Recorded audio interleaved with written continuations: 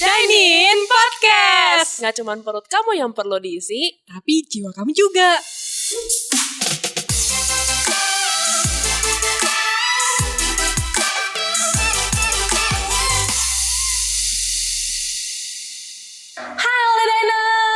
Minggu kemarin kita udah ngobrol-ngobrol sama dokter yang melayani pasien-pasien HIV dan AIDS. Minggu kali ini ada narasumber yang gak kalah spesialnya. Narasumber ini adalah seorang bisnismen loh, dan dia juga punya pelayanan sosial. Boleh dong perkenalan diri Koko? Saya Suenda, asli Bandung. Istri saya 2. Anaknya kan? Anaknya. Harus jelas. Kalau nggak nanti salah kan ya. Sekarang sih saya bekerja di bidang properti, kemudian kami juga sedang memulai usaha di bidang kuliner, dan juga ada usaha di bidang kopi. Kami mulai waktu di awal pandemi. Oh, itu sedikit perkenalan. Nah, jadi Koko Suenda ini tuh adalah seorang bisnismen nih yang lagi punya banyak banget usaha. Nah, tapi dia juga punya pelayanan sosial. Nah, pelayanan sosialnya apa nih? Kami melayani ke penjara-penjara. Kami juga fokus dengan orang-orang yang dibuang oleh masyarakat, orang-orang yang dibuang oleh keluarga karena ada yang kondisi kesehatan atau karena masa lalu mereka, keluarganya udah nggak mau ngurusin mereka lagi. Terus kami juga ada melayani untuk pedalaman-pedalaman di Papua.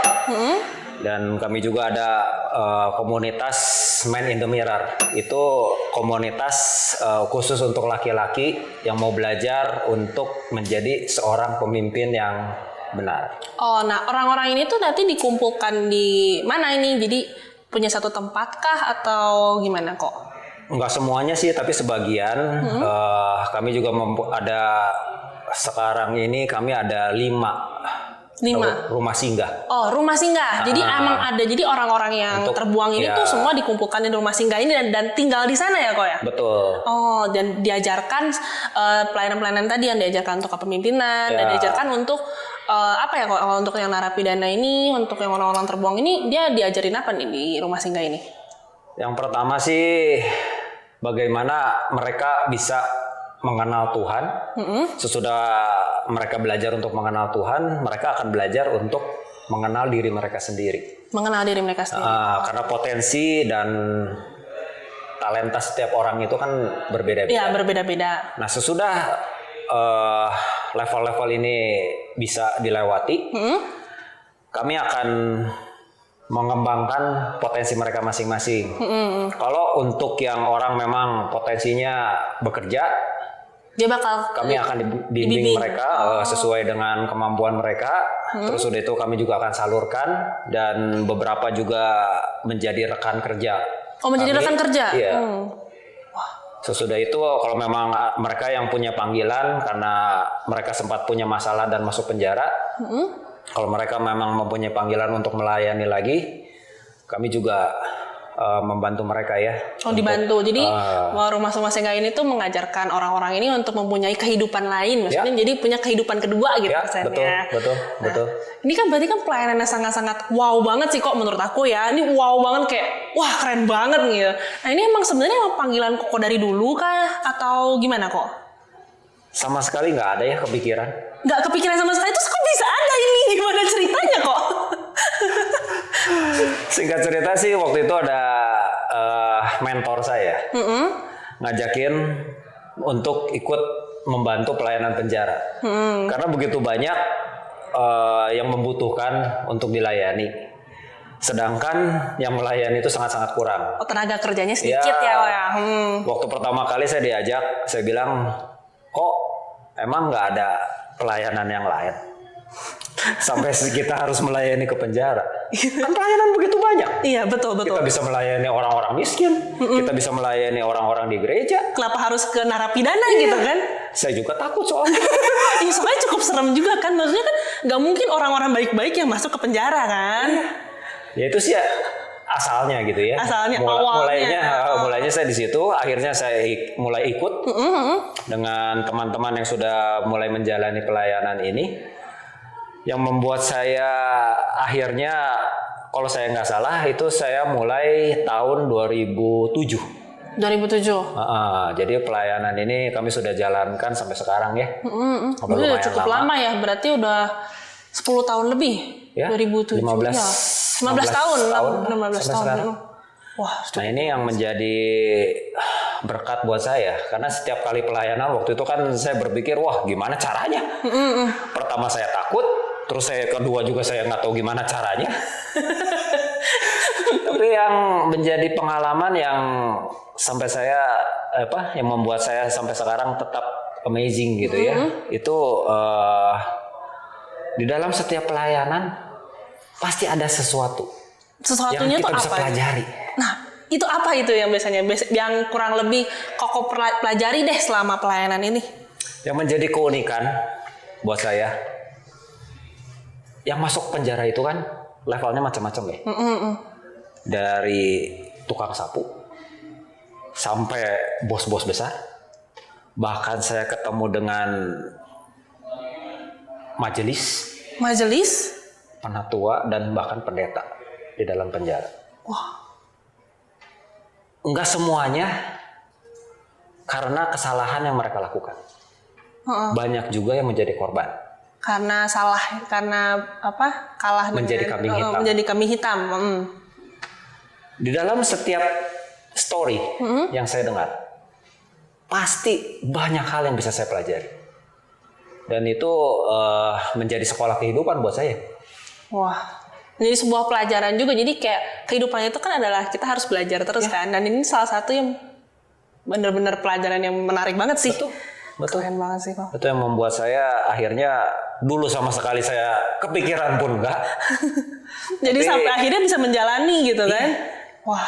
Sampai sekarang ya nggak berasa sih. Sudah 15 tahun lebih. 15 tahun bener. Tapi yang menurut aku cukup unik lagi ya. Kan Koko seorang bisnismen nih. Bisnismen pasti dong. Apalagi punya banyak usaha. Bisnismen itu kan pasti kan orang-orang kaya. Kenapa kok mau gitu melayani maksudnya orang-orang yang di penjara gitu kan? Koko bisa aja cuman gue mah pelayanannya misalkan ya udahlah gue kasih makan orang-orang miskin gitu kan. Tapi hebat sih Koko bisa sampai mau melayani. Nggak ada yang hebat lah. Tasya juga bisa dan setiap kita juga pasti bisa. Kalau misalkan dulu nih kok Saya aja kecemplung sebenarnya. Cemplung ya. Saya sempat ngomelin ya mentor saya. Ini gara-gara saya dijebak nih pertama. Sampai sekarang akhirnya ya berjalan 15 tahun dan tapi buat saya ini justru malah saya yang banyak belajar. Waktu pertama saya pikir yang mungkin menjadi kekhawatiran, ketakutan saya juga ya. Saya pikir siapa saya gitu ya, apalagi ketemu senior saya di dalam pernah. Bahkan ketemu dengan orang-orang yang statusnya jauh gitu ya. Itu membuat saya minder. Tapi waktu mereka bisa cerita, bahkan kita bisa sharing sama-sama, bahkan kita bisa menangis sama-sama di dalam penjara gitu ya. Wah, itu menjadi pengalaman yang luar biasa dan banyak sekali hal. Kan kita nggak usah harus sampai masuk dan terjebak di dalam masalah dulu kan. Betul. Tapi kita kan bisa banyak belajar dari story-story kehidupan orang-orang ini. Jadi benar-benar kayak pengalaman-pengalaman orang-orang ini tuh bisa jadi kayak apa ya namanya, kayak membuat kita tuh kayak ternyata tuh ada orang-orang yang lebih bawah daripada kita gitu kan misalnya.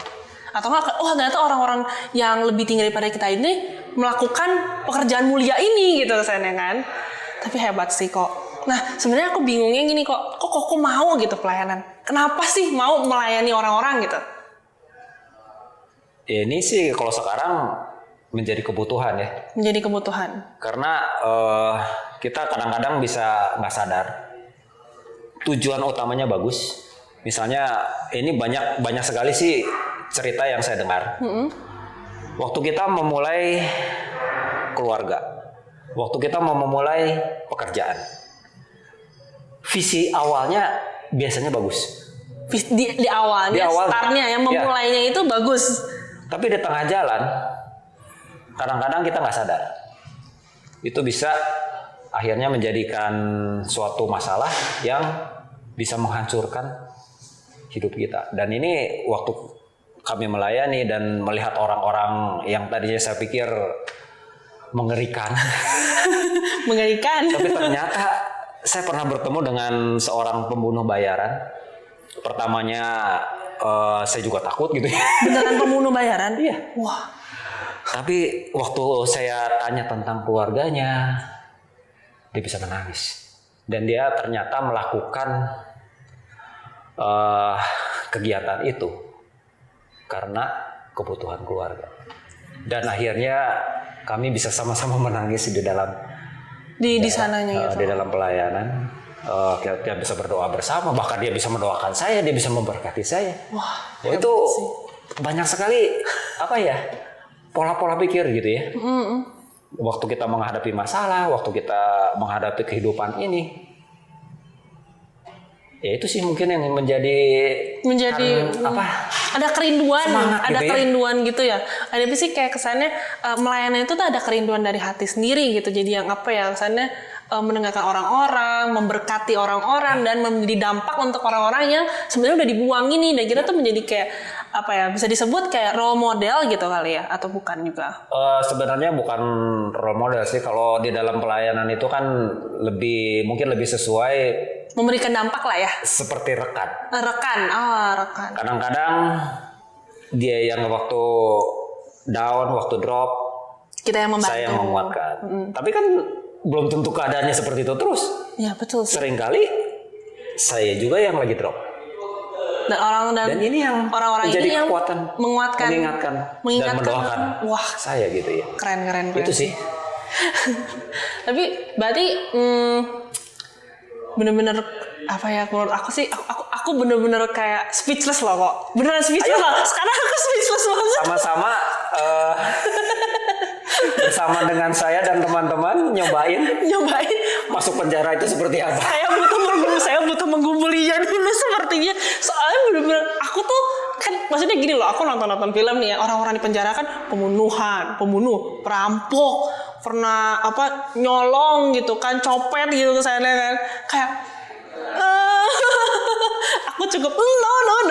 Berarti kan awalnya mirip dengan saya. Saya juga waktu diajak pertama kali kan, saya bilang emang nggak ada pelayanan itu. Bener kayak kan pada pelayanan lain gitu ya. Dan jujur mungkin mentor saya ini ngajak saya beberapa kali, saya juga udah nggak ingat. Itu saya tolakin terus loh. Itu sampai akhirnya ya memang mentor saya ini orangnya cukup ngotot dan dia terus ajakin lagi, ayo. Sampai akhirnya karena saya sungkan, ya udahlah, saya nyerah. meluluhkan hati gitu. Tapi begitu saya coba, semua pikiran saya itu ternyata salah loh. Jadi silakan kapan nanti bisa kita atur lah ya setelah podcast ini kali ya, bisa kita aturkan. Dan satu lagi sih kok pertanyaannya, apa yang membuat Koko akhirnya tuh fokus ke pelayanan ini? Gitu. Sebenarnya sih dibilang fokus juga enggak ya.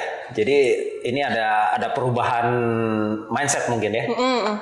Kalau dulu itu memang awalnya saya fokusnya dengan bisnis dan fokusnya dengan cuan. Apa yang saya bisa dapat. Tapi di dalam perjalanan selama saya melakukan pelayanan itu pelayanan penjara tetap jalan. Dan sekarang saya dengan teman-teman juga fokus dengan bisnis sebagai misi. Bisnis untuk menjadi berkat. Bisnis untuk menjadi berkat untuk orang-orang gitu. Wah, ini cukup unik juga sih. Jadi sekarang ini sebenarnya yang menjadi fokus saya melayani lewat bisnis. Karena itu dampaknya cukup impactful ya.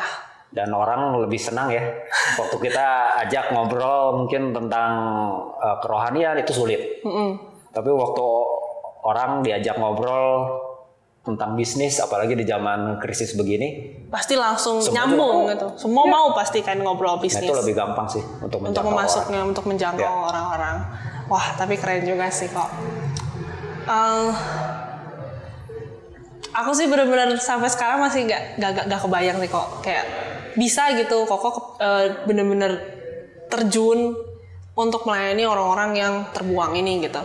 Secara kalau saya sendiri kayaknya saya nggak pernah deh kepikiran gitu kan, bener-bener kayak Koko gitu, saya nggak kepikiran, tapi kok bisa gitu, tiba-tiba udah terjebak gitu ya.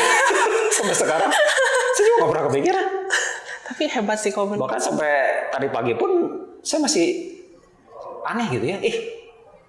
Kok hidup saya sekarang jadi begini?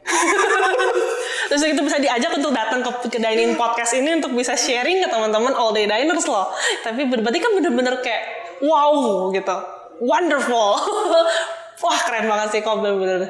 Tapi ya kita bisa, mungkin Koko ada pesan-pesan gitu untuk teman-teman All Day Diners gitu, kayak gimana ya? Untuk menjadi, kita nih pemuda-pemuda ini kadang kan masih suka mencari jati diri. Ya. Apalagi ini banyak banget kan sekarang businessman yang masih muda-muda. Nah kira-kira Koko punya pesan-pesan nggak nih buat para businessman pemuda-pemuda ini nih? Jangan pernah takut untuk mencoba. Jangan pernah takut untuk mencoba. Karena saya ya mungkin Tasya juga tadi gitu ya sempat bilang wah ini sepertinya mengerikan, tapi ternyata begitu kita coba itu tidak semengerikan yang kita pikir. Dan perlu minta hikmat,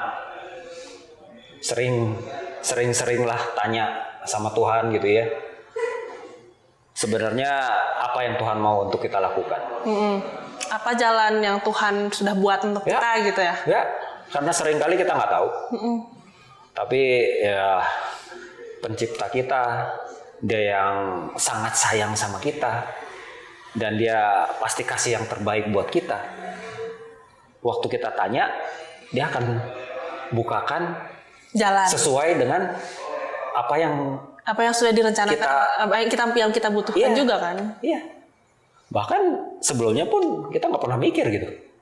Bener-bener kayak ya kita pasti Tuhan sudah menyiapkan jalan buat kita gitu. Jadi kayak ketika kita juga bingung mau kemana, kita mendingan harus tanya sama Tuhan gitu. Kayak Koko juga kan gak kebayang kan bisa ada pelayanan ke punya rumah singgah untuk gak ini kan? Pernah ada di dalam cita-cita saya.